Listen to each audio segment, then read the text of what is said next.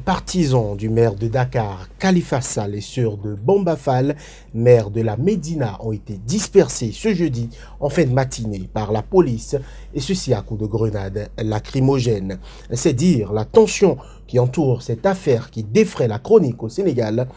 Depuis quelques semaines, l'édile de la capitale a quant à lui été auditionné lors d'une confrontation avec ses collaborateurs, le directeur des affaires financières et le chef du bureau du budget. Khalifa Sall est retourné à la prison de Rebeuss à la fin de son face-à-face avec le doyen des juges. Mais pour le porte-parole du pool des avocats du jour, le juge aurait dû le libérer car il a été blanchi par ses co-inculpés. Parallèlement, une procédure a été enclenchée par le bureau politique du PS, le Parti socialiste, afin d'exclure Khalifa Sall, Bamba Fall et les autres.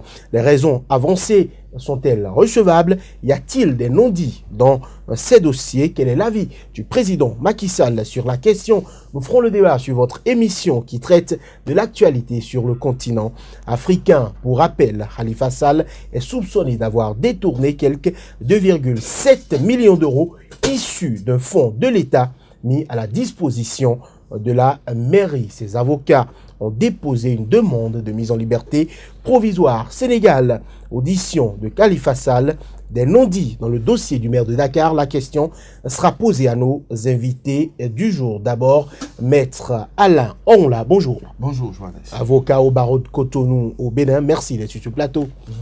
Face à vous aujourd'hui, Patrick Armand Poyon, coach en politique de développement et gestion de crise. Coach Poyon, bonjour. Bonjour. Alors, messieurs, maître Onla, d'abord, on reproche au maire de Dakar, en gros, des dépenses non justifiées pour un montant d'environ 1,8 milliard de francs CFA. On a vu ces avocats qui dénoncent plutôt une cabale. Quel est votre avis sur ce dossier? C'est vrai qu'il y a un affrontement entre ceux qui disent qu'il y a règlement de compte politique et ceux qui parlent plutôt de reddition des comptes.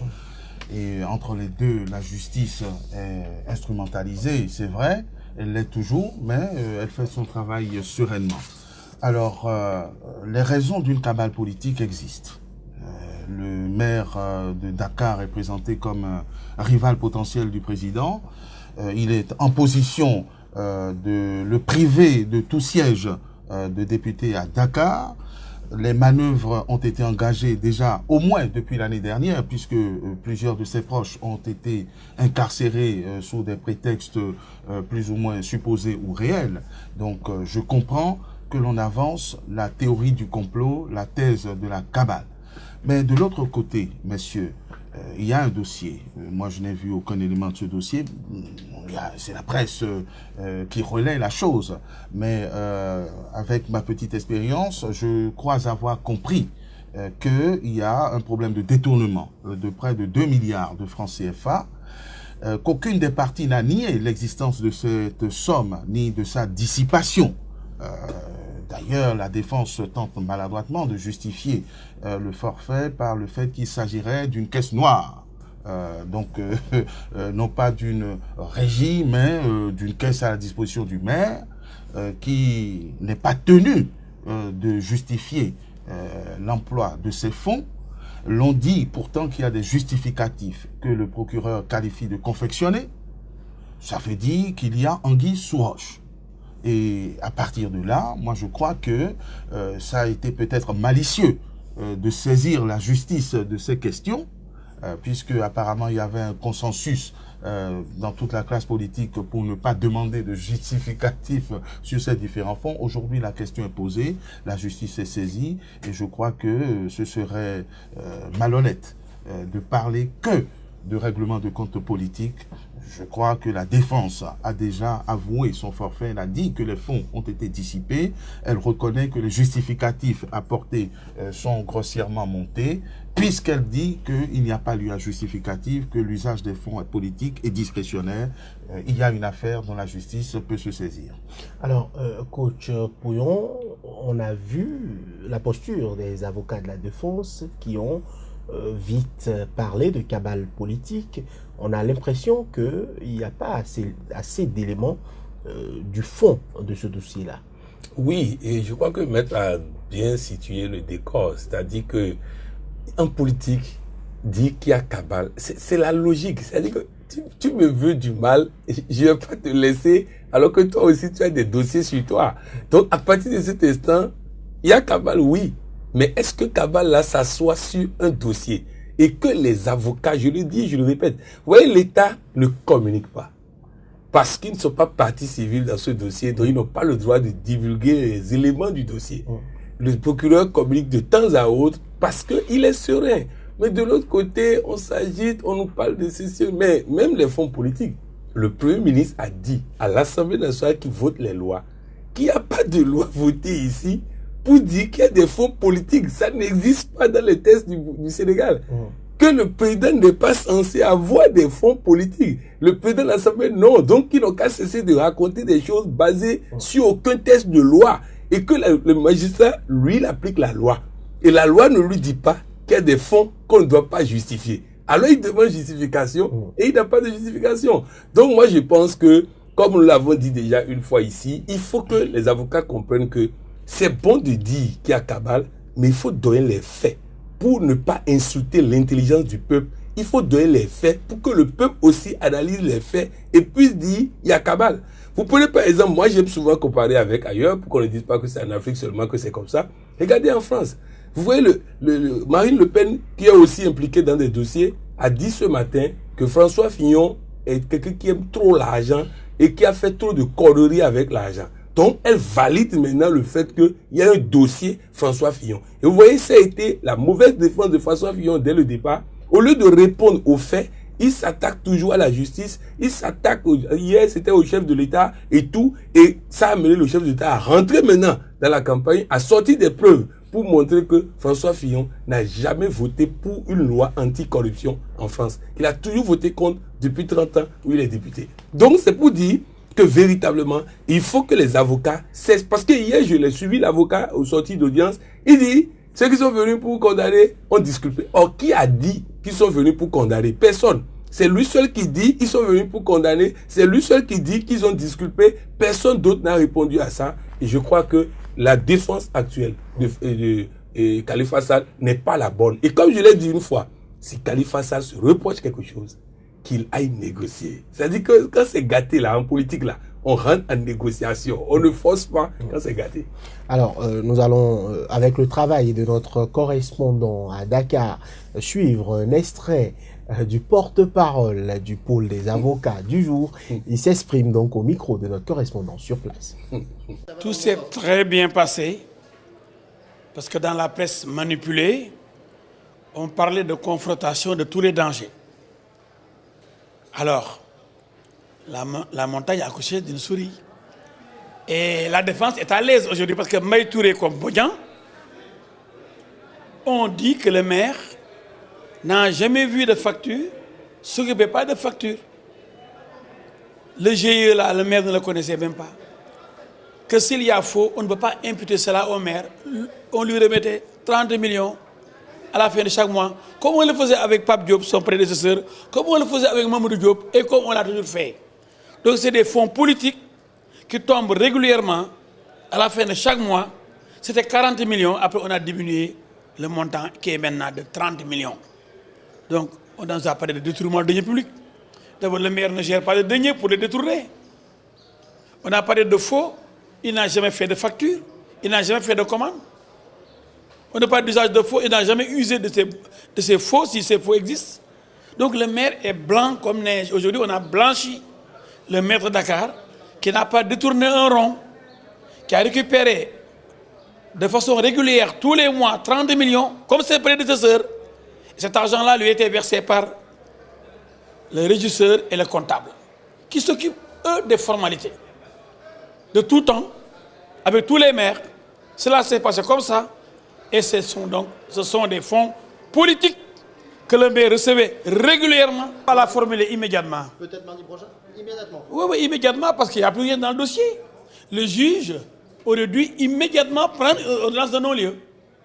Parce que ceux qui devaient accuser Khalifa Sall ont dit qu'il n'a rien fait. Qu'il ne peut pas commettre de faux, parce qu'il ne gère pas des bons de commande.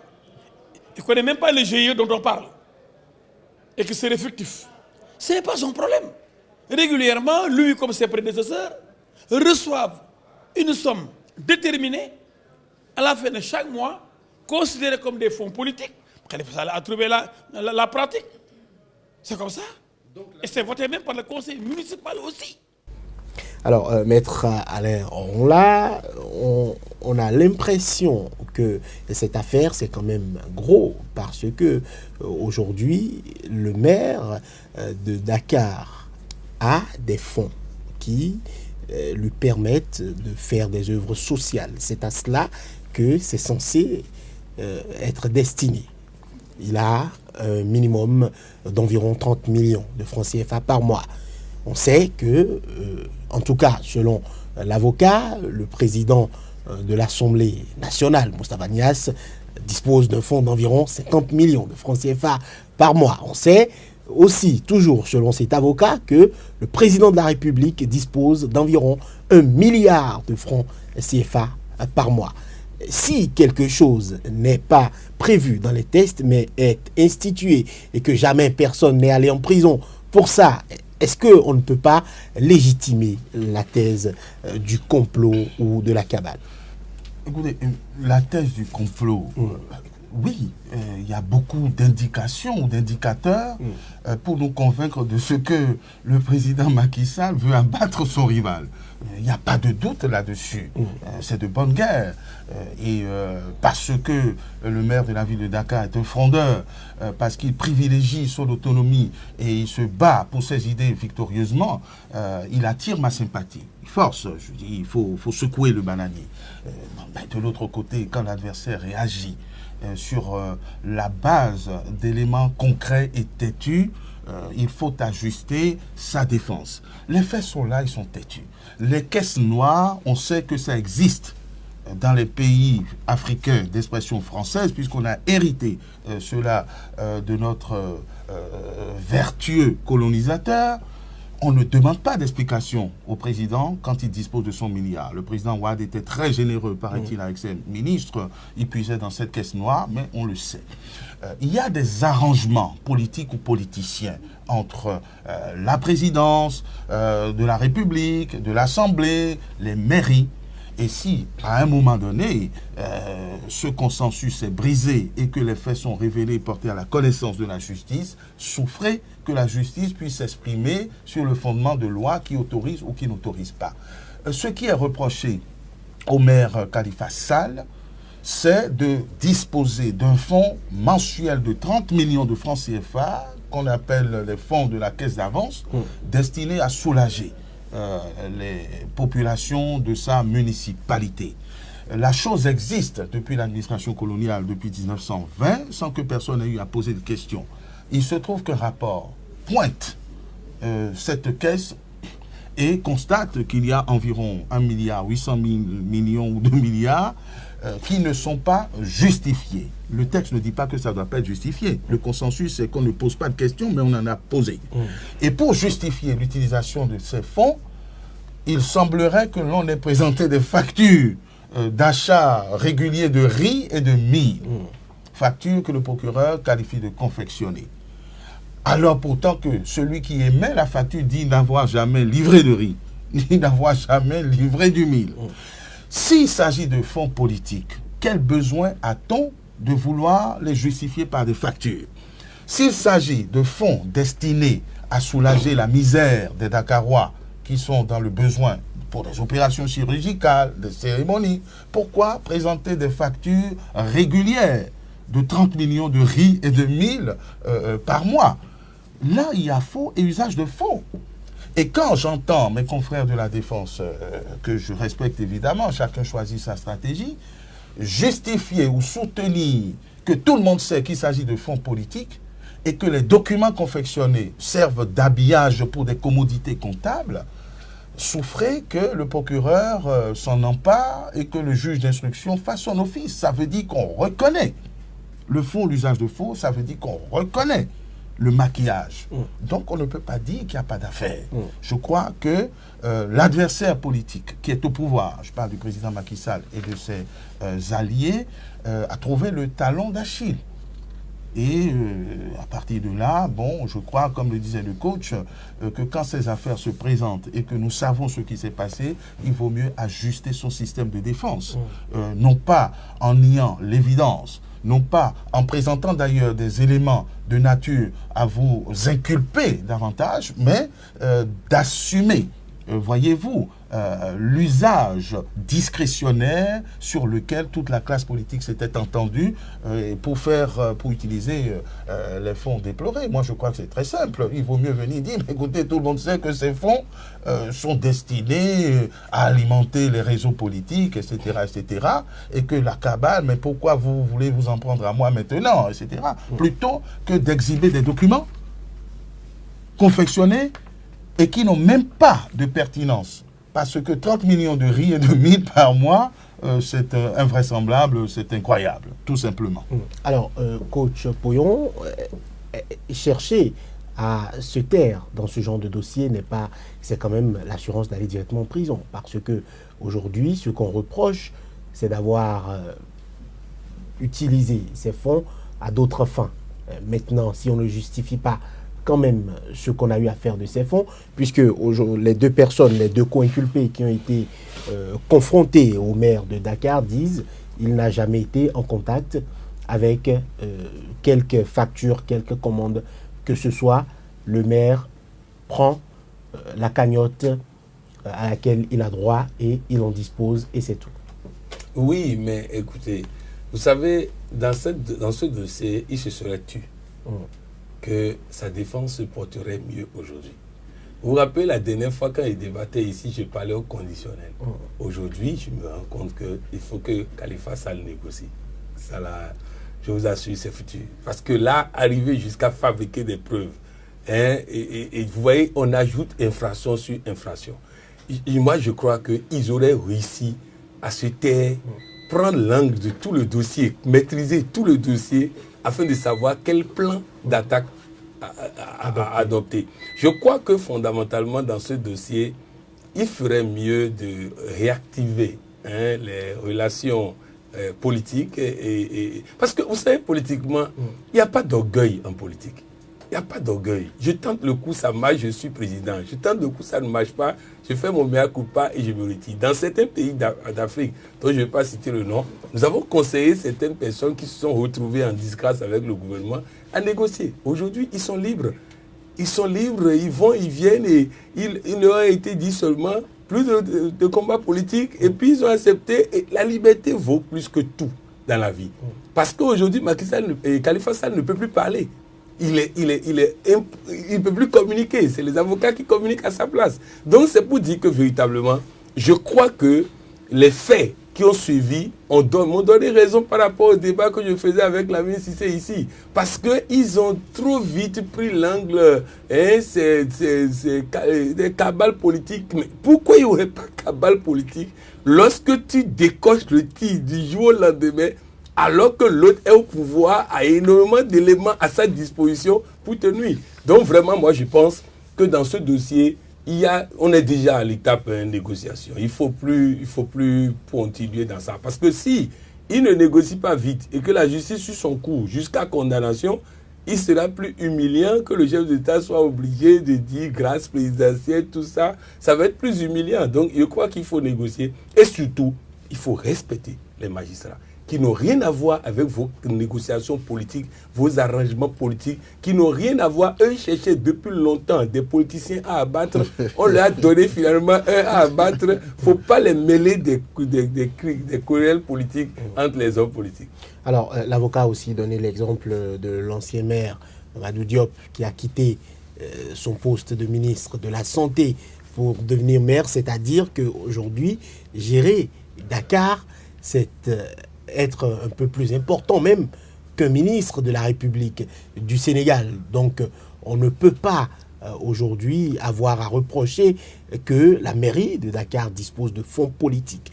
Les avocats tiennent à rappeler que l'usage de fonds politiques, c'est quelque chose qui est quand même institué. C'est une pratique au Sénégal, Maître Ronla. Écoutez, vous voulez me mettre en difficulté avec mes confrères qui ont leur ligne de défense, mais j'assume.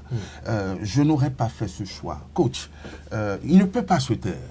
C'est vrai, il vaut mieux se taire quand on n'a rien d'intéressant à dire.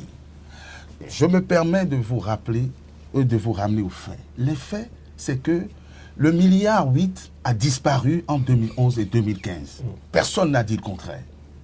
Ils ont 30 millions tous les mois. Dans une caisse d'avance dont l'objet officiel, c'est d'aller au secours de la population dakaroise, assister les plus démunis, faire les travaux urgents que l'on n'a pas le temps d'ordonner dans le cadre d'un budget, de toute une procédure. Autrement dit, une caisse noire. Si on est d'accord sur ce principe, on n'a pas besoin d'en rajouter. Mais l'IGE n'est pas d'accord sur ce principe. Non, l'IGE fait son rapport, la justice fera ce qu'elle pense de ce rapport. Mais là, moi, je suis en train de rectifier un système de défense qui consiste à venir justifier des frais supposés injustifiables.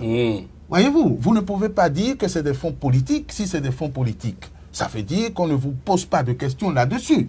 Ça veut dire que vous n'avez pas à vous justifier. Comment vous pouvez justifier, comme ils le disent eux-mêmes, 1 million donné pour une opération chirurgicale à un sinistré dakarois? Comment pouvez-vous justifier la location de bâches et des avances données à un dakarois pour faire ces cérémonies? Comment voulez-vous, alors que ces fonds sont destinés et couvrent cette large assiette, présenter des factures d'achat de riz et de mil pour 30 millions tous les mois? Dans un contexte où celui qui est supposé fournir le riz dit qu'il n'a jamais fourni de riz. Voyez-vous, c'est tout ça qui fait... Mais ce n'est pas le maire qui achète le riz. Écoutez, le maire est responsable. Si le maire ne sait pas comment sont dépensés 30 millions par mois dans sa localité, je ne crois pas qu'il dispose d'autres budgets ou d'autres caisses noires. Donc, il y a tous ces éléments. Et ce que je suis en train de dire, je ne sais pas s'il faut négocier. Le combat politique est noble, il est juste. Hein, je crois qu'il y a du bon d'être frondeur, de dire non au président Macky Sall, de dire non à Ousmane Tanor Dieng et à tout le Parti socialiste pour dire nous continuons notre combat sur tel terrain. Mais quand vous êtes frappé comme ça sur le terrain judiciaire, c'est là où moi je retrouve tous mes attributs, vous pouvez vous défendre autrement. Moi je pense que le système de défense le plus adroit aurait été de dire mais écoutez, il y a une entente cordiale. Il y a une entente cordiale pour considérer que ces fonds sont à la discrétion du maire. Une entente qui a toujours existé. Voilà, qu'ils soient à la discrétion du maire. Donc maintenant que le pouvoir déclenche une action pour venir me contrôler sur ce que je suis supposé ne pas justifier, là on peut parler de cabale politique. Mais le discours contradictoire qui est tenu n'est pas recevable devant un juge. Voyez-vous, c'est ce que je suis en train de dire. Il y a la posture médiatique, la posture militante que vous pouvez avoir avec les citoyens, mais l'argumentation devant un juge pêche lorsque vous soutenez une chose et son contraire, lorsque vous soutenez des choses qui viennent étayer l'accusation, parce qu'on ne peut pas dire autre chose que de parler de faux, d'usage de faux. On ne peut pas dire qu'il n'y a pas d'infraction lorsque vous présentez des factures d'un fournisseur qui dit n'avoir jamais livré. Voyez-vous, c'est assez grave. Je crois qu'il eût mieux valu dire nous avons toujours utilisé ces fonds à notre discrétion, nous avons aidé ci et là, sans pouvoir toujours justifier parce que c'était justifiable, tout simplement.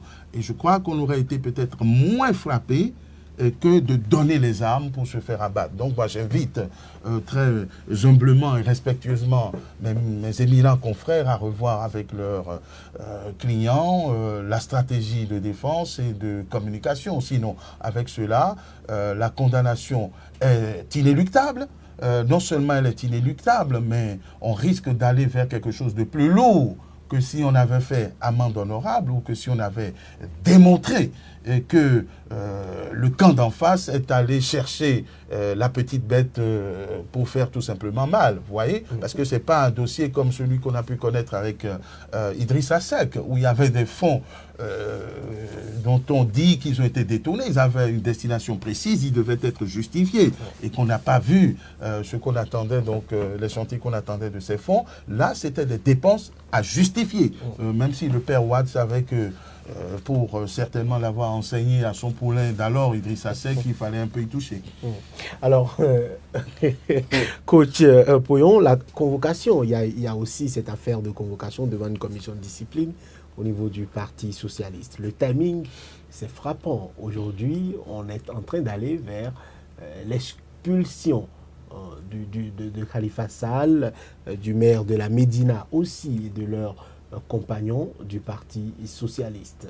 On est en droit de se demander si ce n'est pas une vaste stratégie orchestrée pour éliminer, pour abattre tous ceux qui aujourd'hui sont des voix qui s'opposent à ce qui est en train de s'organiser au niveau du Parti socialiste, qui soutient ad vitam aeternam le président Macky Sall. Non, moi je crois que on est d'accord qu'il y a cabale. Donc, sur ce plan-là, la cabale se poursuit. Et ils se sont dit, il vaut mieux en terminer une fois pour toutes. Et aller voir en Côte d'Ivoire l'ancien président de la BCA, l'ancien gouverneur de la BCAO, Charles Korambani, tous ceux qui ont refusé de suivre le vieux Bédier dans sa logique de soutien. C'est le même scénario qui s'écrit. C'est-à-dire quelqu'un qui refuse de soutenir le Bédier dans son scénario de soutien à Ouattara dès le premier tour. Et je crois que il manque toujours la stratégie, comme on a dit.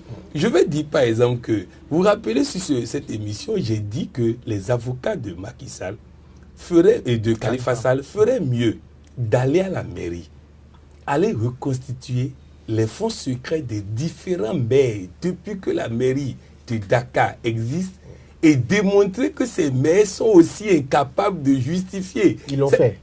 Ils l'ont fait. Ils l'ont fait cette fois-ci, puisqu'ils ont rappelé l'ancien ministre de la Santé qui a démissionné pour rejoindre la mairie.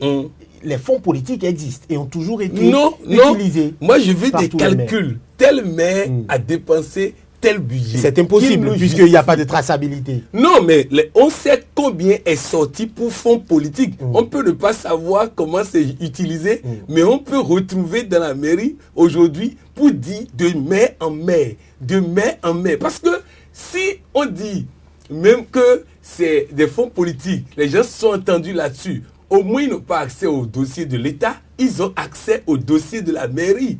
Ils sont en mesure de reconstituer mai par mai. C'est cette ligne de défense qui aurait été solide jusqu'au bout. Mais ils refusent de faire des investigations. Ils parlent en l'air. Ils ne donnent aucun chiffre. Ils ne donnent aucun fait. Ils ne font pas appel à des spécialistes de droit politique pour venir dire vraiment dans ce pays, voilà comment ça se passe. Vous voyez, c'est pour dire que, et comme le maître Ongoula l'a dit, ils ont zigzagué. Autant ils disent c'est fonds politique à ne pas justifier, autant ils tentent de justifier. Et si je reviens à ce qui se passe au Parti socialiste, mais ça se passe partout. Mais regardez aujourd'hui au niveau du Parti socialiste français. Les Benoît Hamon ont bousillé le mandat de François Hollande tout le temps. Aujourd'hui, ils attendent que les autres les supportent. Les autres disent non. Et ils sont en train de lui faire une bonne leçon parce qu'il va avoir un score ridicule. Donc ils veulent le tuer aussi politiquement.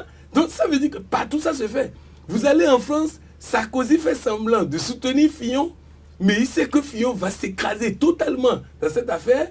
Il l'a encadré par ses collaborateurs comme porte-parole et tout pour le verrouiller. Juppé qui refuse d'aller chez Macron, mais qui refuse de soutenir Fillon. Dans tous les pays du monde, dans tous les partis politiques, il y a une guerre. Et cette guerre-là, on ne tourne pas le dos à son adversaire. L'autre a décoché les tirs en un moment où il a un dossier faible. Et allez voir si les 30 millions par mois n'ont pas financé le Parti socialiste. Et donc, Antoine Dieng sait très bien à quoi servir ces fonds avant de donner les dossiers pour qu'on puisse le poursuivre pour ça. Donc, bref, c'est pour dire que il faut comprendre une chose. La politique est une guerre. Et si tu ne veux pas faire de guerre, tu ne vas pas en politique. Quand tu vas en politique, tu utilises tout. Si je n'étais pas coach, j'allais dire tu utilises les boconos, tu utilises les avocats, tu utilises tout. Moi, en tant que coach, il n'y a pas besoin de boconos. Donc, bref, c'est pour dire que tu utilises toute la stratégie mentale, la dynamique mentale, les stratégies, les experts en stratégie, les avocats, les conseillers juridiques, les ceci, tout ça, avant de t'en lancer. Moi, je dis, et je l'ai dit la dernière fois, dans ce dossier, j'ai l'impression que Khalifa Sall était dans la cour des grands, mais n'était pas entouré de stratégie de grands. Parce qu'on sent la panique, on sent l'improvisation, on sent la fuite en avant. Non, je crois qu'on ne peut pas aller à ce niveau de responsabilité sans avoir pris un minimum de dispositions pour y aller. Alors, demande de liberté, de mise en liberté provisoire. Je voudrais bien opiner par rapport à cette manœuvre d'exclusion.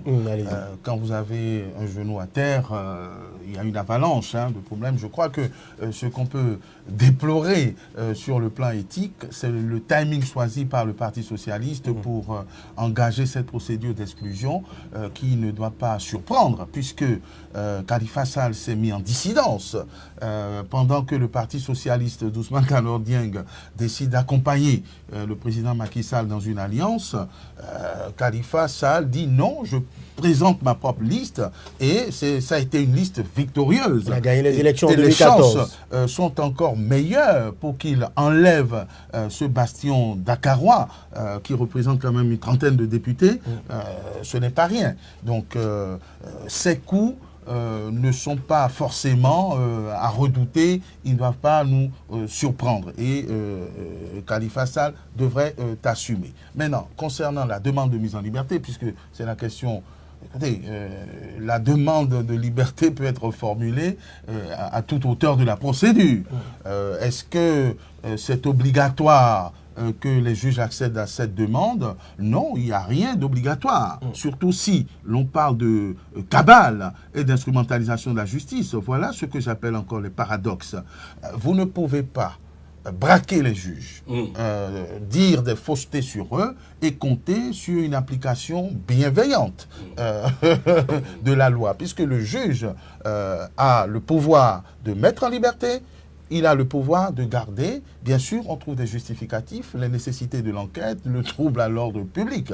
Et en l'état actuel de ce dossier que je ne connais qu'à travers les éléments de la presse et de communication, mais je flaire un tout petit peu, je crois et je crains malheureusement que Khalifa Sall prête le flanc à ce qu'on le garde quand même encore un peu plus. Bon, ceci étant, c'est le maire de Dakar, il n'y a aucune raison qu'il s'enfuit de son pays, ou alors ce serait un péché mineur. Les circonstances existent pour qu'un juge bienveillant et courageux le laisse en liberté. Mais si on a jugé utile et opportun de le placer en détention, je crois qu'il faudra des arguments plus solides que les déclarations de mes confrères pour faire avancer l'œuvre de justice et de liberté. Alors, coach Pouyon, est-ce que l'accusé aujourd'hui n'offre pas assez Inculpé. L'inculpé, oui, voilà. Aujourd'hui, n'offre pas assez de garanties pour qu'on le remette en liberté, en attendant de savoir s'il y a procès ou non. Je peux vous dire oui et non. Oui, parce que s'il croit encore à ses chances politiques, il offre des garanties. Mais si Macky et Khalifa Sall sait que c'est foutu, ils peuvent s'échapper à la justice. Or, nous sommes en train d'aller vers un scénario où c'est foutu. Parce qu'avec la cabale que lance contre lui le Parti socialiste, avec les avocats qui n'arrivent pas à convaincre la population, avec les stratégies et magouilles politiques qu'on connaît au Sénégal, je peux vous dire que la chute vers en tout cas la descente est enclenchée. Donc moi je pense que vous voyez, en Côte d'Ivoire, on n'a dit plus que ça. On a dit qu'il était l'ancien gouverneur de la BCAO, j'oublie, Charles Konambani va faire ceci, et ceci va tenir tête. Et vous savez, quand quelqu'un est au pouvoir, il a les moyens de l'État, il a la machine de l'État, et il a la plupart des grands partis du pays avec lui, avec un arrangement Ouad qu'on ne connaît pas. On ne sait pas ce que Ouad a dû promettre pour que son fils soit libéré. On ne connaît rien de tout ça. Je crois que ces cabales-là, parce qu'il y a cabale là. Avant d'avoir cabale dans l'autre sens, il y a eu cabale dans l'autre sens. Il y a eu Khalifa Sall qui a lancé une cabale pour destituer le chef d'État à Dakar, pour prendre tous les députés à Dakar. Et donc moi je pense que nous sommes dans une logique où, comme Maître l'a dit, on peut avoir des raisons pour le libérer, on peut avoir des raisons pour le garder. Nous ne pouvons pas dire d'office qu'il offre des garanties. Je vais vous donner un exemple par exemple. Moi je pense que même François Fillon en France ne offre pas des garanties aujourd'hui, parce que tout semble être flou devant et dans ces conditions, il n'y a pas réellement de garantie. Alors, Maître Alain, là, on assiste souvent à la multiplicité de ce type d'affaires en Afrique. Le cas Katumbi en RD Congo. On peut parler aussi de Hama Amadou au Niger, aujourd'hui Khalifa Sall au Sénégal.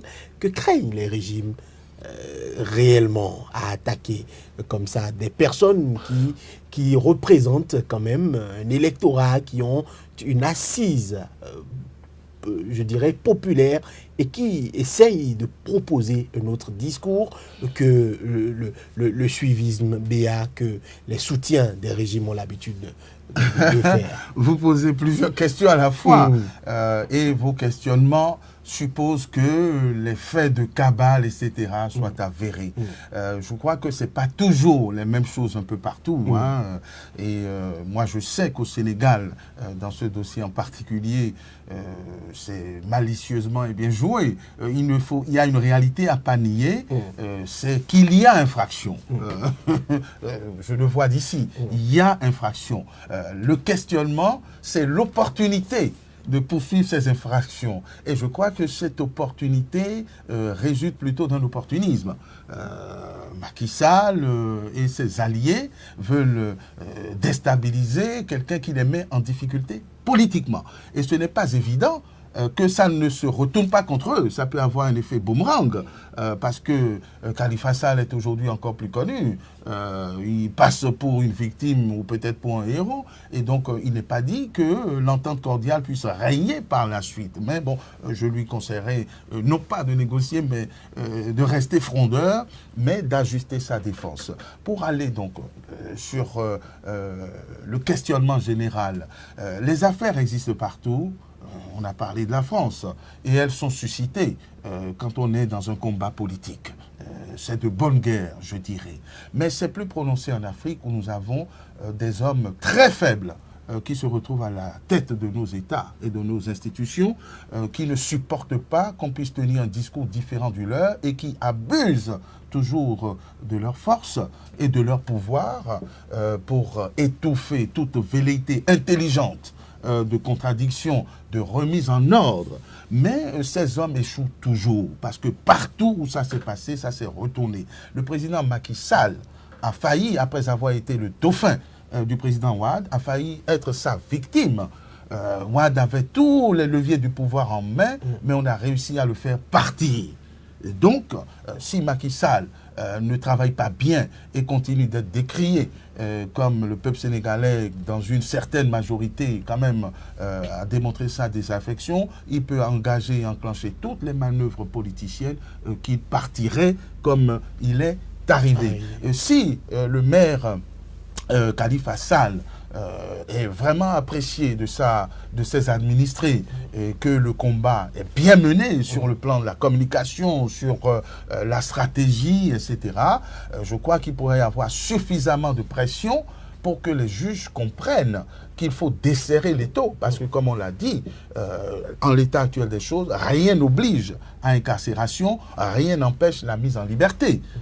Le maire est là, il ne va pas s'enfuir, et même s'il s'enfuit avec le pactole, bon, c'est peu de choses, voyez-vous. Mais si on a jugé opportun de le coffrer, c'est bien, parce qu'on est dans une certaine logique. Eux-mêmes, ils disent c'est une cabale, donc il n'y aurait pas de raison qu'on le relâche. Mais, comme toujours, moi je dis que la justice, même dans nos pays africains, et en particulier au Sénégal, quelles que soient les pressions, fait son travail. Il suffit de savoir la prendre, voyez-vous, et de s'expliquer, d'expliquer les choses. Et quand un juge constate qu'il y a abus, il desserre les taux, il utilise les fondements légaux pour rendre une justice sereine. Donc je crois qu'il vaut mieux qu'il y ait de l'adresse. Maintenant, les autres chefs d'État, écoutez, ils seront balayés. Ça, ils ont toujours été balayés. Ceausescu, en Europe, il a fait sa dictature pendant longtemps. Écoutez, il a été décapité. Il y a eu des révolutions, etc. La liberté n'est pas l'ennemi du pouvoir. La liberté, au contraire, est un ferment. Il faut que les gens puissent s'exprimer, il faut que le combat puisse se faire loyalement pour le bien et le développement de nos pays. Donc il faut veiller à ce que des gens forts d'esprit et généreux dans l'âme, se hisse au pouvoir et n'utilise pas ces petites méthodes et ces petits calculs à la petite semaine pour bâillonner leur peuple ou tout ce qui peut être intelligentsia, surtout dans les pays qui veulent se révéler. Alors, coach Poyon, rapidement, le président Macky Sall, alors qu'il était à Genève, a dit « Je ne parle pas de cette affaire ». Il a dit clairement. C'est un grand stratège. Mais quand il était au Sénégal, il a dit, je cite, si l'argent annoncé avait été utilisé pour le programme lait à l'école, tous les enfants de Dakar auraient des diarrhées. Oui, mais au fait, vous voyez, Macky Sall est très fort en stratégie. Il sait qu'à Dakar, il est un terrain conquis. Aucun journaliste ne le mettra en difficulté. Il sait qu'à Genève, s'il ouvre ce dossier, les journalistes vont le confondre. Donc, stratégiquement, il n'a pas intérêt à parler de ce dossier là-bas. Et donc, c'est ce qu'il a fait. Il a utilisé la stratégie. C'est un fin tacticien. Il n'aurait pas battu Wade s'il n'était pas aussi tacticien que ça. Et il ne trahit pas sa réputation en tenant ce genre de discours. Voilà, les soubresauts qu'il y a au Parti socialiste n'ont tout de même pas empêché Ousmane Tanor Dieng d'être élu, je crois, vice-président de l'Internationale socialiste. C'était récemment en Colombie, plus précisément à Carthagène. Ce sera tout déjà pour ce numéro de Angle de vue. Merci de nous avoir suivis. Était sur ce plateau Maître Alain Orunla, avocat au barreau de Cotonou au Bénin. Face à lui, Patrick Armand Poyon, coach en politique de développement et gestion de crise. À très bientôt sur SICA.